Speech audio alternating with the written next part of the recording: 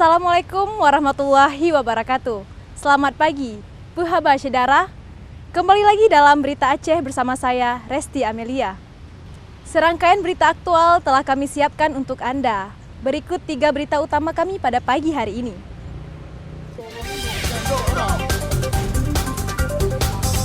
Seorang pria yang diduga menggondol sepeda motor polisi akhirnya ditangkap saat melintas di jalan raya.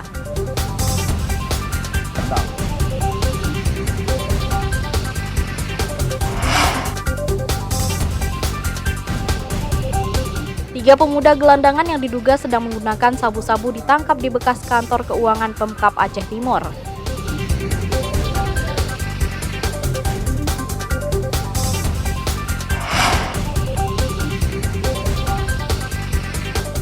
Kondisi tanaman mangrove di pesisir Kabupaten Aceh Barat Daya memprihatinkan akibat alih fungsi lahan tambak.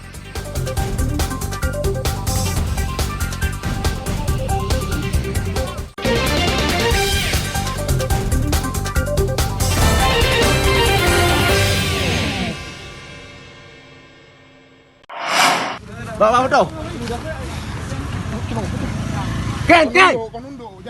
Seorang pelajar sekolah menengah pertama di Aceh Utara ditangkap polisi lantaran diduga mengendarai sepeda motor polisi yang dicurinya. Pelajar tersebut ditangkap saat sedang mengendarai sepeda motor di Jalan Raya Lintas Nasional Kota Lok Sumawe. Tersangka merupakan seorang remaja berusia 16 tahun yang masih berstatus pelajar SMP.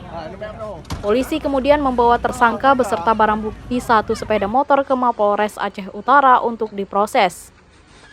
Sepeda motor milik anggota polisi yang dilaporkan hilang pada 29 April 2024. Pelaku mencuri sepeda motor dengan cara memanjat dan menerobos masuk ke rumah milik korban yang terparkir di teras rumah pada malam hari. Saat itu kondisi rumah kosong karena pemiliknya sedang pergi.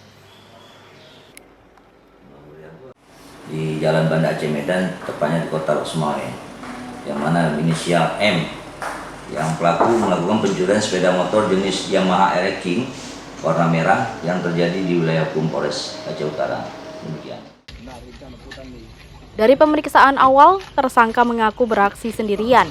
Namun polisi masih terus mengembangkan kasus tersebut, kemungkinan ada pelaku lain.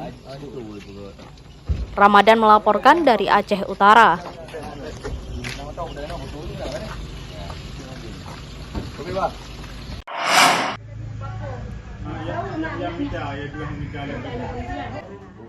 Kasus kematian seorang warga Aceh Utara usai ditangkap polisi berbuntut panjang. Keluarga korban menempuh jalur hukum untuk mencari keadilan dengan didampingi tim Hotman Paris 911 Aceh. Penunjukan kantor bantuan hukum Hotman Paris berdasarkan surat kuasa yang ditandatangani keluarga korban. Keabsahan kuasa hukum berlangsung di kediaman korban, Desa Kuta Gelumpang, Kecamatan Samudra, Aceh Utara, Selasa. Tim Hotman Paris 911 Aceh mendatangi rumah keluarga almarhum Saiful Abdullah.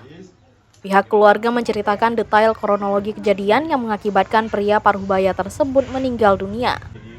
Korban meninggal meski sempat dirawat di sebuah rumah sakit Lok Sumawe. Kuasa hukum keluarga korban mengumpulkan berbagai alat bukti untuk dibawa ke Polres Lok Sumawe. Bukti tersebut guna kelengkapan berkas laporan keluarga tentang tindak pidana penganiayaan. Selain terkait dugaan penganiayaan, istri korban juga menyinggung uang tebusan sebesar 50 juta rupiah agar suaminya dibebaskan. Namun saat diketahui korban meninggal dunia, uang tunai 50 juta rupiah tersebut dikembalikan. Pertama kita menunggu bagaimana proses penyelidikan dan penyidikan. Kita sangat berkeyakinan kuat teman-teman di kepolisian akan mampu mengungkap apa penyebab kematian daripada saudara Saiful. Sekilas untuk proses hukum di Polda Aceh ini, apakah ada bocoran untuk tim kuasa hukum sendiri? Untuk sejauh ini kita belum menerima laporan apapun. Kabarnya ada beberapa oknum ya kepolisian yang sudah diperiksa di Polda Aceh. Peristiwa itu terjadi pada 29 April 2024 lalu. Saat itu Saiful Abdullah ditangkap anggota reserse narkoba Polres Aceh Utara. Korban ditangkap atas dugaan penyalahgunaan narkoba. Namun semasa penangkapan, korban diduga mengalami kekerasan hingga meninggal dunia saat dalam perawatan di rumah sakit tentara. Polda Aceh sudah membentuk tim investigasi dan meminta keterangan dari personel yang bertugas pada saat itu. Namun hingga kini belum diketahui hasil investigasi tim bentukan Polda tersebut. Tim Liputan melaporkan dari Aceh Utara.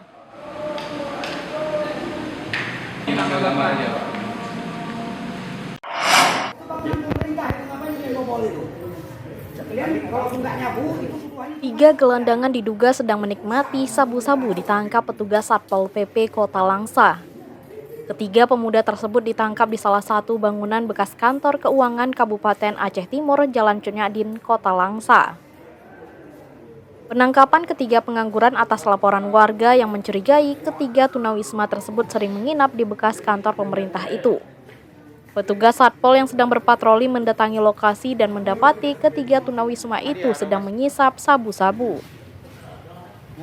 Para gelandangan tersebut memanfaatkan salah satu ruangan di bekas kantor keuangan Pemkab Aceh Timur untuk menyalahgunakan narkoba. Petugas kemudian menggiring mereka ke kantor Satpol PP untuk diperiksa. Perintah Pak Kasatpol, PP dan WH, kami menindaklanjutin berita tersebut dengan melakukan penangkapan.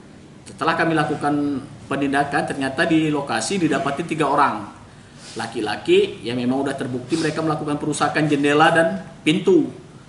Kemudian selanjutnya setelah kami temukan juga barang bukti narkoba. Seperti dalam foto tadi berupa narkoba, alat isapnya beserta sisa-sisa narkoba. Petugas mendapati sejumlah barang bukti berupa alat isap sabu-sabu dan sisa sabu-sabu. Selain menggunakan sabu-sabu, pelaku juga diduga merusak beberapa bagian bangunan di antaranya sejumlah pintu kantor.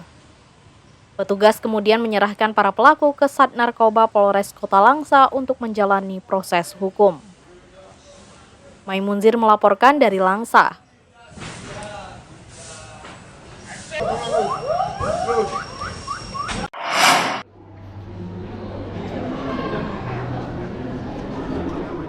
Ratusan warga berebut menjadi anggota panitia pemilihan kecamatan PPK Pilkada 2024 di Kota Banda Aceh.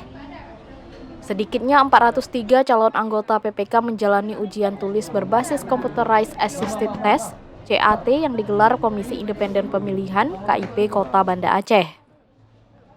Ujian tulis berlangsung selama 2 hari dipusatkan di gedung SMK Negeri 4 Kota Banda Aceh. Mereka akan memperebutkan 45 formasi anggota PPK di 9 kecamatan dalam wilayah Kota Banda Aceh. 403 peserta ujian merupakan bagian dari pendaftar yang memenuhi syarat kelengkapan administrasi. Jumlah yang mendaftar di aplikasi lebih dari 600 orang, namun yang melengkapi berkas berjumlah 440 orang. Setelah diverifikasi, hanya 403 peserta yang berhak mengikuti ujian berbasis CAT. Ada hal yang perlu diperhatikan, mohon disimak. Hari ini kita merupakan hari pertama melaksanakan ujian tulis dengan menggunakan sistem CAT bagi calon PPK yang ada di Kota Banda Aceh. Yang kita butuhkan yaitu ada 45 orang di Kota Banda Aceh dengan rincian 5 orang per kecamatan. Di saat mendaftar, yang mendaftar via aplikasi itu 600 orang lebih, namun yang melengkapi berkas itu ada sekitar 430-an. Calon PPK yang lulus ujian CAT akan mengikuti ujian wawancara yang akan dilaksanakan pada 11 hingga 13 Mei 2024. Anggota PPK yang lulus bertugas di kecamatan dan melaksanakan seluruh tahapan pilkada, sama seperti Pilpres dan Pileg 2024. Tim Liputan melaporkan dari Banda Aceh.